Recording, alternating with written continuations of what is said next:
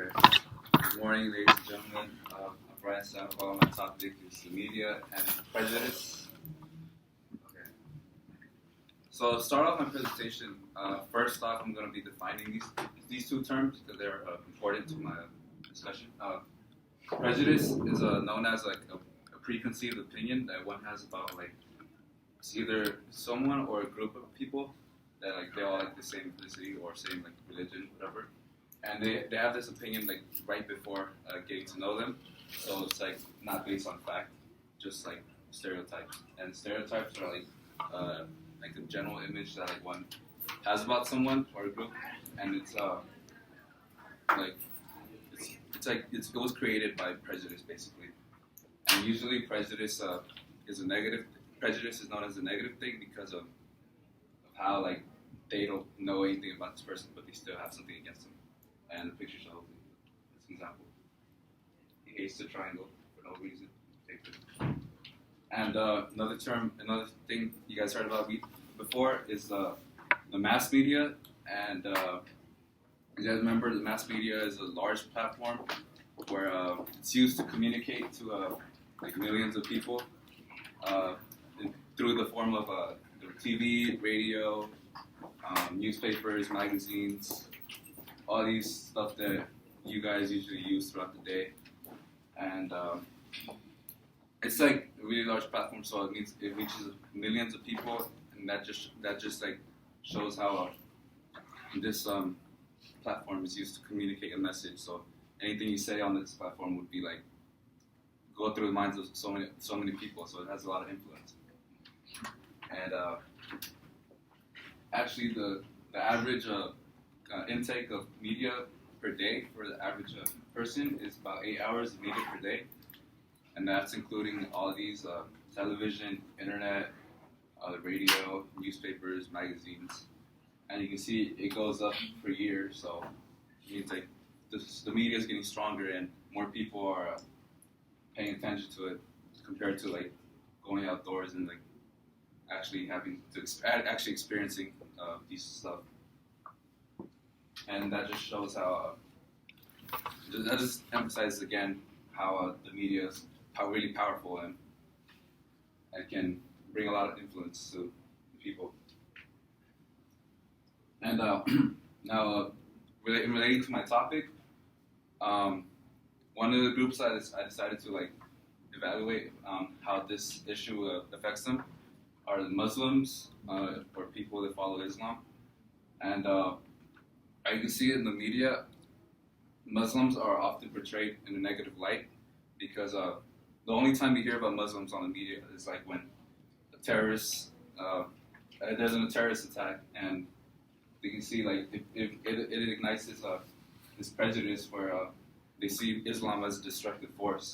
He says there are exceptions, but he like the main point is that they're all destructive, and that's not right for the general population of Muslim.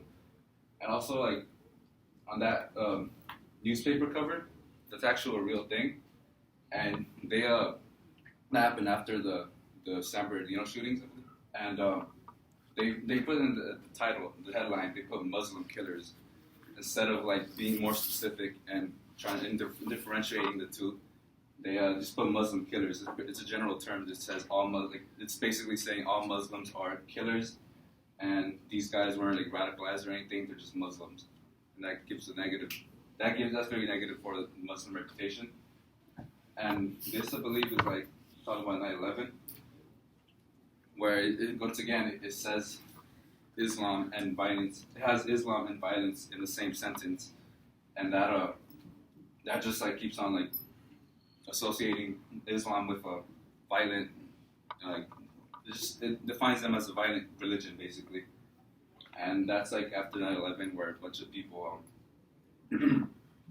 were like against Muslims because of these terrorist attacks, and the media, and thus after 9/11, the media they failed to provide good coverage because of they didn't specify about how these people were radicalized Muslims, but instead they were like, Islam, violence in the name of Islam, and that just like puts in the heads of millions of people like, oh, these people are bad, they're all violent, they're going to like blow something up, and that's just really bad for the population of Muslim. Islam's like actually known as the second largest religion, so it affects like, many billions or millions of people, and as a result of this prejudice in the media, there comes like a lot of social implications, and one is like, for example, after American Sniper, a lot of people were just like, "Ooh, I love my country. I hate Muslims. We should kill them all," etc., etc. And there are many tweets like that I found, and other social implications is that when Muslims are like in a public place, they're really racially profiled. So people are they feel scared when around a Muslim because when they see someone with a what do you call those, a burqa and like they're like, oh, this guy looks suspicious, and it's like it's really bad for the Muslim population because they're just regular people trying to follow their religion. And there's like after 9/11 there was like an increase in hate crimes against Muslims, so that shows how it affected the community. And just in that picture you can see these people are like they're oblivious to the actuality of the religion. He says like all he knows about Islam is he learned on 9/11. That's just like really bad. Like, everything he knows is based on one terrorist attack. And the second group I chose is are minorities, and for them as well. Whenever they're on the media, it's usually a bad thing. So you can see right there, there's two black suspects who fatally beat a white veteran. They emphasize that they're black, and they're like they only show when they're like when they're doing something bad. Like you never see anything really good about minorities on the media, and and also right here, it's like deals with minorities as well, more like the immigration, how they're always like bringing these claims about how bad immigration is and how they're stealing our jobs, they're bringing drugs, they're like Donald Trump says, they're rapists, they make our crime rate go up when America is just like a place full of crime without immigrants, regardless. So it really doesn't make much of a difference. And also on the media, when they show coverage of like minorities, they usually like they don't give like they go as bad as they can. Like for example, when they show a white person, there's like Ohio shooting suspect described as soft person, as fine person. So they try to make this person look, even though regardless of what he did, they try to make him look good at least with whatever they can. And when a black person does something or is a victim, they like make it seem like it's not that bad. Like that Peter killed a Marine out of fear for children's safety. So they're like, oh, he had a reason to do it, which is like really bad because they're not giving the black victim the pity they deserve because of what happened. And also there's straight A student plus the bomb high school. Like they had to emphasize that he's a straight A student because they don't want to give him a bad image. And from this comes other social implications as well. Like for example, the Arizona law, I believe SB 1070, where they were they made it basically legal to racially profile one because they just gave police authority to pull over anyone they suspect as being illegal and just straight out deport them right there, or just ask for their papers and then go through the whole process of deportation. And that's just like that's bad for the people because they're being allowed to they had made racial profiling legal, but that's not on now. But it just shows that what states can do and what the government can. How the government can mistreat these people, and also like throughout the country, there are many people that they really want to get rid of all the minorities, and they see them as like they're invasive species or something like that, and it's dehumanizing because they don't really care about them, what they stand for. They believe all of them are the same, and it's like really bad. And there's another certification that is like hate for minorities. So you can see in the Charleston shootings, if you guys remember that, many of every victim in there was black, and that shows how just people like they still have like hate for these groups because of how badly they're depicted on media.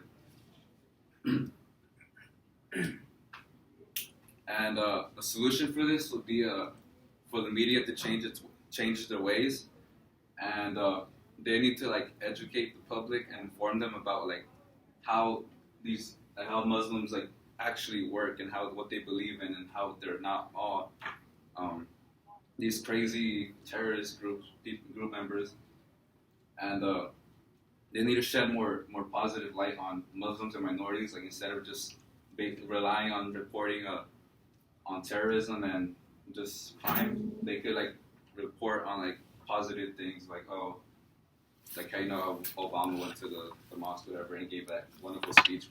They could report on stuff like that, and they could also like make sure they clearly differentiate between like radicalized Muslims and other Muslims, because they need to let the people know how like different these guys are, and how they're not right in the head, and they're not like, that's not how everyone of that group is.